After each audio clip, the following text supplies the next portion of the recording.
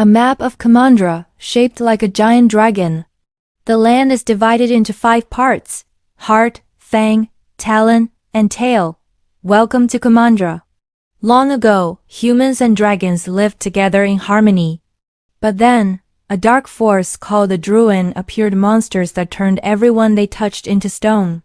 Ancient dragons sacrificing themselves to create a glowing blue gem. Narrator: the dragons used their magic to create the dragon gem to stop the Druin. It worked. But the dragons didn't come back. Instead of staying united, the people fought over the gem, and Kumandra was split into 5 rival tribes. Young Raya practicing martial arts with her father, Chief Benja of the Heart tribe. Chief Benja: Raya, we are the guardians of the gem. But being a guardian isn't enough.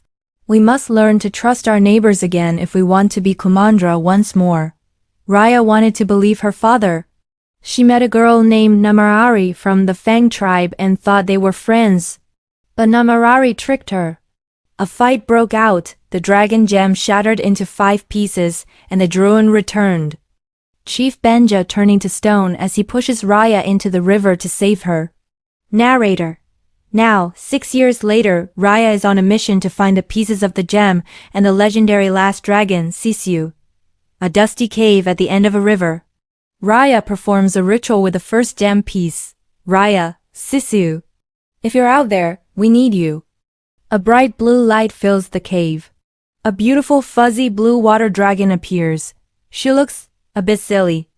Sisu, is that me? I look great. I mean, I'm a little out of practice, but I've got the water glow power thing going on. Sisu wasn't a fierce warrior. She was kind, funny, and believed the best in everyone. Even though she didn't have all her powers, she agreed to help Raya collect the other gem pieces. A montage of Raya and Sisu traveling to the different lands. To save the world, Raya needed more than just a dragon. She needed a team. In Tail, they met Baun, a young chef on a boat. In Talon, they met Little Noi, a very pro-thieving baby, and her monkey friends. A giant warrior with an axe joins them from the land of Spine. And finally Tong, a lonely warrior. They were all different, but they all had one thing in common.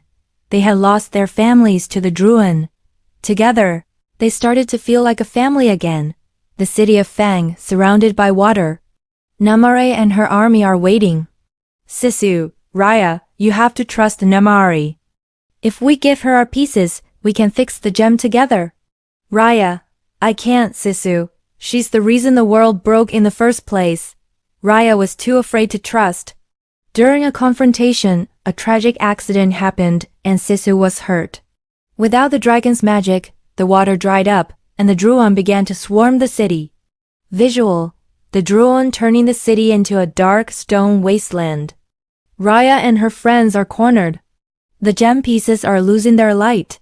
Raya: it's not about the magic. It's about the trust. My father was right.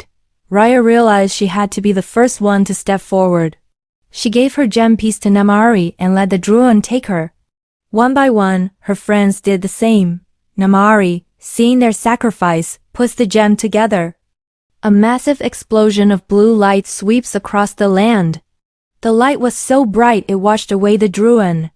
Everyone who had been turned to stone, including Raya's father and the dragons, woke up. Visual: all the dragons flying in the sky, and Raya hugging her father in a lush, green heart tribe. Kumandra was whole again. Not because of a magic gem, but because a group of strangers decided to trust each other. And they lived happily ever after.